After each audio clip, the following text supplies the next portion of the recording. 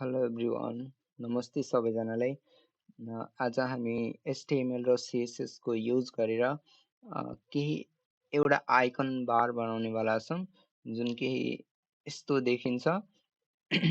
र यो आइकन्स माथि हामीले होभर गरेपछि यसको कलर पनि चेन्ज भइरहेको छ र यो पुरै सेन्टरमा आइरहेको छ हैन। सो यो कसरी बनाइन्छ त?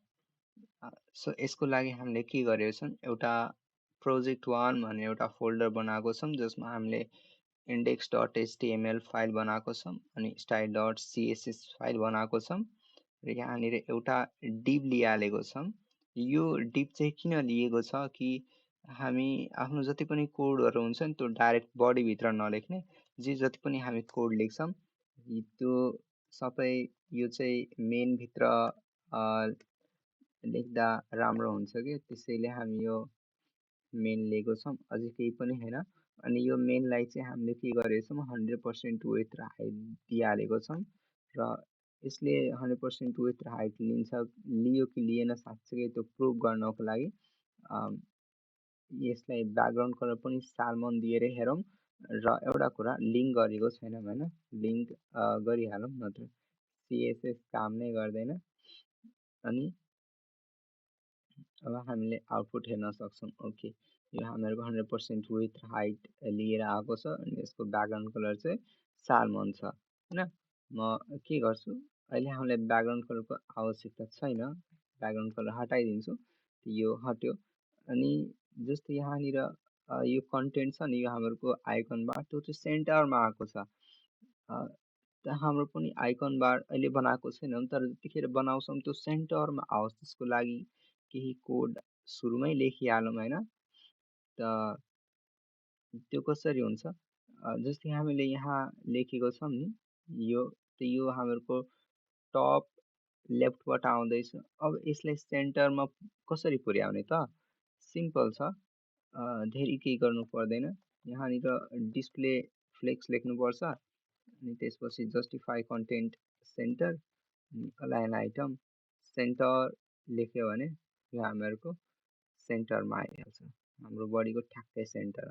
मतलब अब अहिले त हामी डमी टेक्स्ट लेखेको छौँ, जतिखेर हामी आइकन बारको कोड लेख्छौँ नि, अनि त्यो आइकन बारको युआई पनि हामीलाई यहाँ देखिन्छ, त्यो आइकन बार पनि हामीलाई सेन्टरमा देखिन्छ। ठिक छ, त्यसैको लागि यो तीनवटा लाइन अफ कोड, बस यति। ओके, अब चाहिँ हामीले आफ्नो आइकन बार हेरौँ हैन, कसरी बनाइन्छ। र यो आइकन बारमा के छ, आइकन्सहरू पनि हामीले युज गरेको छौँ।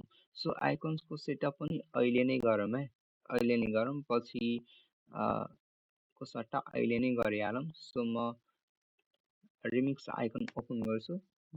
यो वेबसाइट चाहिँ यहाँबाट हामीले आइकन्सहरू चुज गरेर युज गर्न सक्छौँ, तर आइकन्सहरू को लागि पहिले हामीले सिडिएन युज गर्नुपर्ने हुन्छ, त्यसपछि मात्र आइकन युज गर्न सकिन्छ। जस्तै सिडिएन चाहिँ मैले कपी गरेँ हैन, के गरेँ, यो वेबसाइट खोलेपछि यो गिटहबको आइकन छ नि, यसमाथि क्लिक गर्नुहोस्। यसमाथि क्लिक गरेपछि तल जानुहोस्, यहाँनिर सिडिएन भनेर छ, यहाँनिर सिडिएन भनेर छ, यसको तल जुन लिङ्क देखिरहेको छ हो ठ्याक्कै यो लिङ्क कपी गर्नुहोस् अनि हाम्रो यो CSS जहाँनिर लिङ्क गरेको छौँ नि हो ठ्याक्कै योभन्दा अगाडिको लाइनमा गएर पेस्ट गर्नुहोस्। र यसरी हामीले के गरे, यो रिमिक्स आइकन र हाम्रो HTML फाइललाई कनेक्ट गरिदिए के। किन, जबसम्म कनेक्ट गर्दैनौँ नि तबसम्म यो आइकन्सहरू हामीले आफ्नो यहाँ युज गर्न सक्दैनौँ। त्यसैले दुईटैलाई कनेक्ट गर्नु पर्यो र त्यो कनेक्सनको लागि हामीले त्यो सिडिएन त्यहाँनिर पेस्ट गरेको। ओके, त्यति मात्र। हाम्रो सेटअप भइसकेको छ, हामीले आफ्नो प्रोजेक्ट बनाइसकेको छौँ, HTML र CSS फाइलको बेसिक कोड लेखिसकेको छौँ अनि रिमिक्स आइकन पनि हामीले लिङ्क गरिसकेको छौँ। अब let's move to the code. अब यहाँबाट एक्चुअल पार्ट सुरु हुन्छ है, कसरी बनाइन्छ भनेर। सो डमी टेक्स्ट म हटाउँछु, यहाँनिर म UL लिन्छु। ओके, युएलको भित्र म एलआई लिन्छु, 5 वटा एलआई लिन्छु। ओके, जुन हाम्रो पहिलो एलआई छ नि, यसमा चाहिँ हामी होमको आइकन राखौँ है। त्यसले म यहाँ होम सर्च गर्छु, यो आइकन लिन्छु।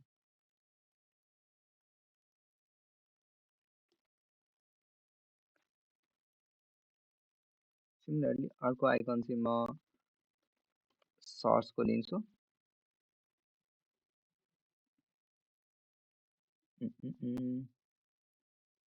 यो लिउँ है सर्चको लागि चाहिँ।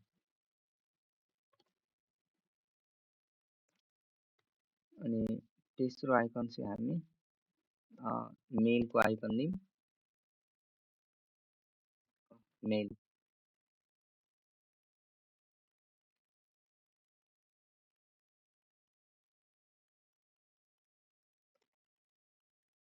अनि चौथो चाहिँ हामी अर्थको आइकन लिउँ है,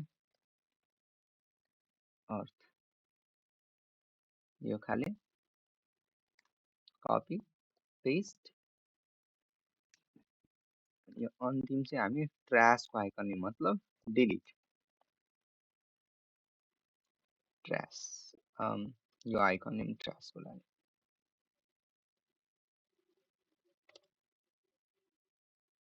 ओके, अब हामी आउटपुट हेरौँ। केही यस्तो देखेको छ, यहाँनिर यो बुलेट आएको छ, सन्दा पनि यो बुलेट पोइन्ट। सो धेरै इजी छ यो हटाउन। युएलमा जाने, यहाँनिर लिस्ट स्टाइल टाइप नन गर्दा हट्छ, त्यो हट्यो। ओके, अब नेक्स्ट कुरा हामी चेक गरौँ है। हामी चेक गरौँ यो हाम्रो कति एरिया कन्ज्युम गर्छ यो युएलले। म यसलाई कलर दिएर हेर्छु, ब्याकग्राउन्ड कलर। ओके, यति एरिया लिइरहेको छ यसले। यहाँ के छ, यो एलआई तल माथि देखिरहेको छ हैन, तर यो एलआईहरूलाई साइड बाई साइड लग्नु छ हामीहरूले। अनि कसरी हुन्छ, यो एलआईको जुन प्यारेन्ट छ नि, एलआईको प्यारेन्ट को छ, युएल। यो एलआईको प्यारेन्ट को छ, युएल, मतलब एलआईको प्यारेन्टहरू को छ, युएल। त युएललाई गएर जब हामी डिस्प्ले फ्लेक्स दिन्छौँ, तब यो साइड बाई साइड देखिन थाल्छ, केही यसरी साइड बाई साइड देखिन थाल्छ। त्यसैले हामी यो युएललाई गएर के गरौँ, डिस्प्ले फ्लेक्स दिउँ। ओके, अब आयो साइड बाई साइड। ओके, यो हटाइदिउँ। त्यस्तै यो युएलभित्र जुन एलआई छ नि, यसलाई हामीले प्याडिङ 2 रेम दिउँ है। यो के यस्तो देखियो। अब हेरौँ यसले कति एरिया लिइरहेको छ। यहाँनिर ब्याकग्राउन्ड कलर हामीले #555 दिउँ होइन यसले, केही यो यस्तो देखिन्छ। अब यसको फन्ट साइज पनि चेन्ज गरौँ होइन, फन्ट साइज पनि चेन्ज गरौँ। मैले 2 रेम दिन्छु म। ओके, यो थोरै ठुलो भयो, यसको कलर पनि चेन्ज गरौँ। #FFF लेख्नुहोस् वा वाइट लेख्नुहोस्, सेमै कुरा हो दुइटै। ओके, केही यस्तो भयो। ओके, अब यो आइकन्स माथि म कर्सर लिएर गइरहेको छु नि, अनि यो हात जस्तो बनेर आओस् कि, सो द्याट हामीलाई यस्तो फिल होस् कि त्यो क्लिकेबल छ। त्यो कसरी गर्ने, त्यो यसलाई गएर म कर्सर पोइन्टर दिन्छु। अब हेर्नुहोस् यो हात जस्तो आयो, यस्तो फिल भइरहेको छ, ए यो क्लिकेबल पो रहेछ। ओके, अब नेक्स्ट कुरा चाहिँ के गरौँ, यो यसलाई माथि जब हामी होभर गर्छौँ नि, अनि यसको कलर चेन्ज हुनु पर्यो, ब्याकग्राउन्ड कलर। सो हामी यहाँ आएर भनौँ युएलको भित्र जुन एलआई छ नि, हो यसमाथि जब म माउस लिएर जान्छु, मतलब होभर गर्छु, अनि चाहिँ यसको ब्याकग्राउन्ड कलर चेन्ज होस्। कलर चाहिँ कुन होस्, 00 4A6D यो कलर है। ओके, भयो।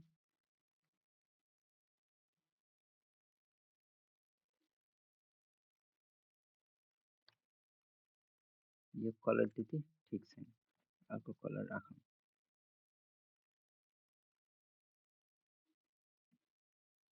यो कलर राखौँ है। ओके, यो कलर चाहिँ अघिभन्दा ठिक छ। यो कलर भयो। हामीहरूको अलमोस्ट अलमोस्ट बन्न लागेको छ। यहाँनिर थोरै फरक यो छ, जब म यहाँ होभर गर्छु नि, होभर गर्छु बिस्तारै यो कलर आउँछ, बिस्तारै आउँछ। तर यहाँ हाम्रोमा चाहिँ डाइरेक्ट आइहाल्छ कि इमिडिएटली। सो यो कुरा कसरी ठिक गर्न सकिन्छ त? बिस्तारै आओस्। हामीले के भनेछु, यसमाथि होभर गर्छु नि, त यसको विथआउट होभर खाले कहाँनिर हामीले लेखेको छु कोड, यहाँ छ बिना होभर खाले। यहाँ जान्छौँ हामी अनि यसमा ट्रान्जिसन लेख्छौँ। ट्रान्जिसन मतलब केमा चेन्जेस हुँदा हामी ट्रान्जिसन दिन चाहन्छौँ त ब्याकग्राउन्ड कलर यसलाई चाहिँ 0.3 सेकेन्ड इज गरिदिउँ। अब हेर्नुहोस् बिस्तारै आउँछ, 0.3 सेकेन्ड लगाउँछ आउनको लागि। आई मिन 0.3 सेकेन्डमा यो कम्प्लिट हुन्छ क्या, यो कलर आउँछ यसको ब्याकग्राउन्ड। सुरु चाहिँ यो नदेको बेला चाहिँ कस्तो थियो, इमिडिएटली यसको ब्याकग्राउन्ड कलर यस्तो हुन्थ्यो ग्रिन टाइपको। तर अब चाहिँ ग्रिन हुनको लागि 0.3 सेकेन्ड लगाउँछ ग्रिन हुनको लागि। ओके ओके, अब एउटा कुरा बाँकी छ, यो जुन फर्स्ट छ नि, यो फर्स्ट चाहिँ अलवेज ग्रिन छ क्या, त्यो चाहिँ कसरी हुन्छ? धेरै इजी छ, हामी यो गर्न सक्छौँ। युएलको भित्र जुन एलआई छ नि, यो एलआई जुन फर्स्ट चाइल्ड छ, यो एलआई जुन फर्स्ट एलआई छ त्यसलाई टार्गेट गरे के। अब सेम थिङ एन्ड डन, भयो हाम्रो। यही हो, यति इजी प्रोजेक्ट। नाउ प्र्याक्टिस गर्नुहोस् एन्ड इन्जोय, ह्याभ फन।